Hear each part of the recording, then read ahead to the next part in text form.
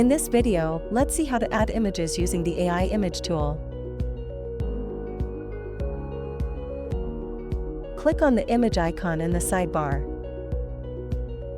Select AI Images from the drop-down menu in the sidebar. Type what you want for your image into the prompt text box. It can be as detailed as you want. Click the Generate button in the modal.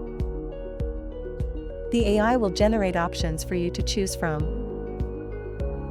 Add the preferred generated image to your page by selecting it and clicking the Use button.